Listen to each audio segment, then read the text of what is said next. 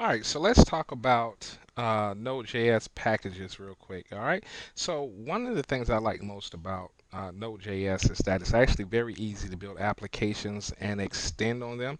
So if you did your reading for the benefits of modular programming, you actually know why I think this is very um, one of the advantages of working with Node. Then another advantage is that all of the packages that are available to you, or modules that are available to you, are um, located in a centralized location or registry called npm. All right. So basically, what is a node package module? When I say that, basically all it is a library that's been packaged up so we can share it, reuse it, and we can install it in different projects. So for instance, as we'll see later on, we don't want to recreate authentication, such as checking username and password. So there's a lot of modules and packages that we can import into our project and get that same behavior. And you've seen it all along. We've been consuming modules such as the HTTP module, the URL module, the query string module. So you've had extensive experience so far with those modules. All right. Um, let's talk about the npm registry real quick. So basically, the node package registry is what npm is. You can find it at, let's pull up a browser real quick. The URL is going to be http npmjs.org. All right, once you go there, you can search for packages here, or you can uh, just browse it and find packages that you may think is useful to you. So I suggest going out here, finding all about Node and, excuse me, not Node, finding out about npm and how you can, the packages that are available to you here. So let's do something real quick. Let's search for authentication. All right, so 3008 packages for authentication. So our search criteria is best overall. So you'll see the version number here, where they are, and you'll see the different modules that you can use. All right. Then if you want to know more about it, you should click into it. This will give you information over here about how to install that module. All right, which we'll look at in just a little bit. Any dependencies or things that it depends on. All right, and a lot of times you'll see an option to try it out in your browser. All right, and we'll see this more in just a second. All right, you can also access the package manager from the command line. All right, so that's that command there, npm install authentication. That's using it from or installing an application from the command line. Generally, it will install it. If we run this while we're in the directory that we want, it will install that module just in that directory, just for that application. All right. If we put the -g after install, it will install it globally so that we can use that module in any application we create on that machine. So tendency, we tend towards installing that module just local for that application. All right. Um, now, this is using existing or pre-existing modules. We can also create our own modules in our application. We can create our modules to structure our code in such a way that it's easy to reuse in other projects. And we can also post these modules um, on in npm for other people to use them. So a great way of getting known out there is to do that. All right, so let's look at how we create modules and how we use them in our applications. All right, so in order to create a package module, the first thing we need to do is create the functionality in JavaScript.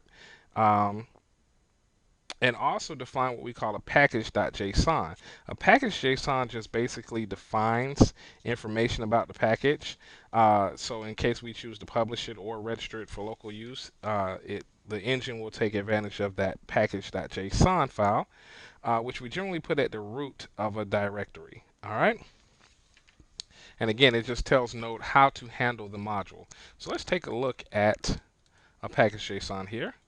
All right, so here's a package.json. All right, and here's the name of the author. All right, here's the name of the project, the version, the description, the main name of the module that should start when the application is loaded. So this is the name of the file or the module that is the primary start point for the project. all right, any dependencies, and what engine to use. In this case, any version of Node, all right. All right, so this is a simple module called Sensorify, and what it does is censor text or incoming text, or allow a user to censor incoming text via the command line. All right, so if we look at the package, you're going to start with a folder. All right, so Sensorify, and you're going to put your package JSON in the root there. All right, and you can put your own information in here. All right, so let's take a look at the JavaScript code itself. All right, so here we have an array holding words that we want to censor. Here we have an empty array for adding custom censored words. All right, here we have three functions, one called censor, one called add censored word, and one called get censored word. All right, add censored word takes a word and adds it to the custom censored words. Get censored word just simply concatenates the censored words with the custom censored word and returns the combined array. All right, so censor takes in a string. It's going to loop over all the words in censor word and replace any of those words in that string with asterisks. All right, it's going to do the same for custom words, and then it's going to return the entire string that has been censored. All right, nothing spectacular here. All right, but the key here is to look at these three statements down at the bottom, the exports. All right, this is how by default in JavaScript or in core JavaScript, you learned that functions were global if they were in a script. So any function that was in a script was available to any other page that included that script or any other script that was defined in your HTML after that one JavaScript was defined. All right, that's actually bad practice. We don't want our scripts to be excuse me, our functions to be global because that leads to collisions. All right, namespace collisions. So what Node does is it makes the modules all hidden.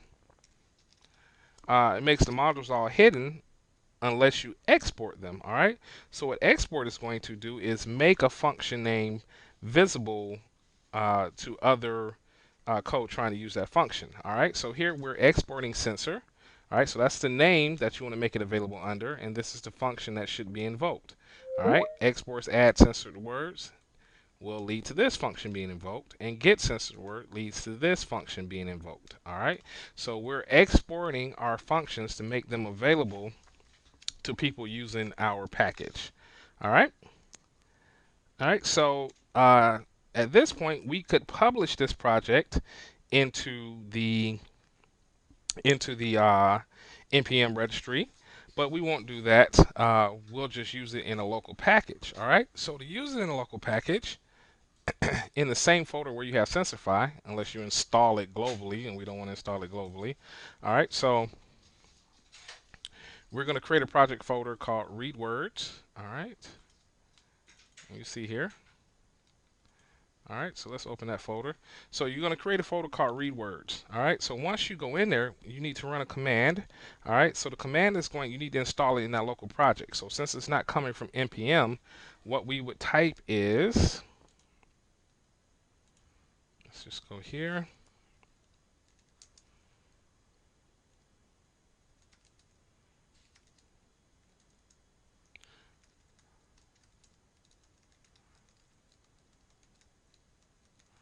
Let's see if we can do it here. Actually,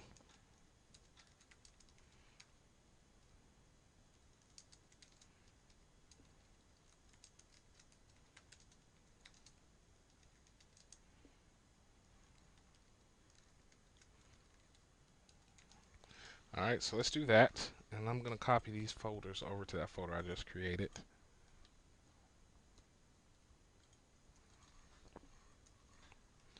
All right, so what I created, C drive, dev, testing, Sensorify.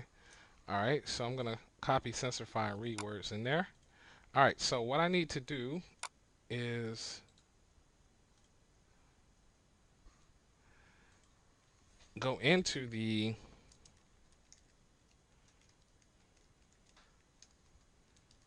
Sensorify folder, and I've already created read words, so I'm going to navigate into there. All right, now I need to install Sensorify. All right. So the first thing I need to do, I'm sorry, before I can install it, is I need to pack it so that it creates, or pack my project so that it creates the TGZ file, which is basically a packed version or a wrapped version of the module. All right. So before I do that, I'm going to go back to Sensorify. All right. So what we need to do here is run npm pack.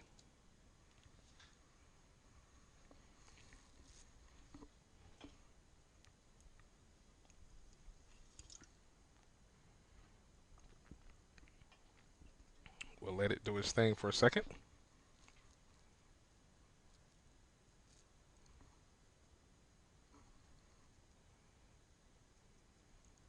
And this is the build process. It's building our code and packaging it up into an actual module.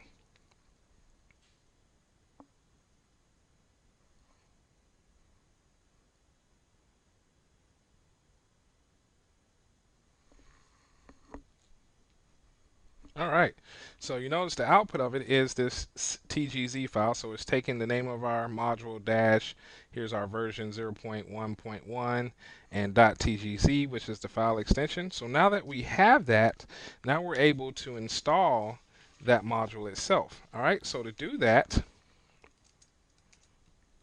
let's change directories and read words. All right, so this would be this node modules and read words.js wouldn't be here until we go npm install. All right, then we need to give it that name of that tar file that we created, sensory files. So I need to go up a directory, sensorify slash sensorify dash 0.1.1.tgz. All right, that's going to unpack it and create it for us. So then what you should see is this. And you'll know it's unpackaged correctly because you should see this node underscore modules in there now. If you look in there, you will see Sensorify in there. All right. Now let's take a look at how we use that Sensorify. All right. So let's go into read words. All right. So of course, as always, to import any module, we use require. All right. So we're requiring Sensorify, and we're storing a variable called sensor. Then we're invoking the get censored words function. We're invoking sensor, so sensor.sensor, and we're passing it some text, in which case we should get back the bad word, sad, bad, and mad, replaced with asterisks. We're adding the word gloomy, and we're saying get censored words, so we should see sad, bad, mad, and gloomy. Then we're passing it new text, a very gloomy day, so we should see gloomy replaced with asterisks. So pretty easy stuff importing the module. So I want you to go ahead and play around with that module, see if you can get it working, and take care.